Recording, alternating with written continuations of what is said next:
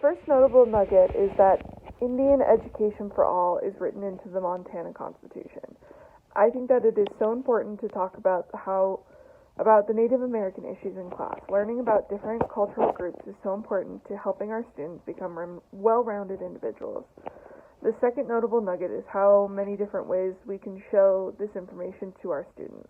When I first heard about the project, I was worried I would have a hard time thinking of a way to add this to human development classes. Then I found the link about Native American games, and I was reminded of the project I helped a teacher prepare for an early childhood development class. In the project, you play various games, and then you discussed how the game would help with early or middle childhood development. The idea that I could use this project instead of using common board games, I could use traditional Native American games came to mind, and I realized how open-ended this kind of education is. The last notable nugget is the importance of learning about these unique cultures. If we don't teach our students differing viewpoints on historical events, they will never be able to see the other side of an argument. In today's society, I believe it is more important than ever to hear and listen to differing viewpoints. This country is so divided right now, and learning to listen and hear the other side is so important to bridging that gap. Learning how to appreciate the culture and history of someone different than you can open a student's mind to so many different ways of viewing the world.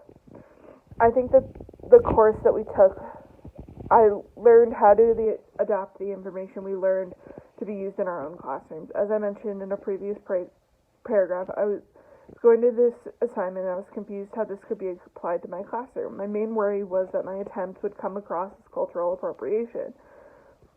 But I had the realization that you can teach the materials of human development classes using so many different methods that you don't have to use a method that would come across as appropriative. The course helped me expand my way of thinking of Indian education for all, and I am now excited more than ever about working on this project and using the information that I'm learned in my classroom.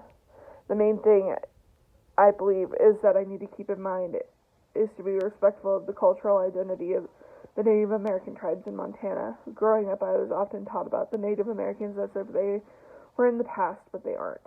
They're a group that is still alive, and we should treat them as such.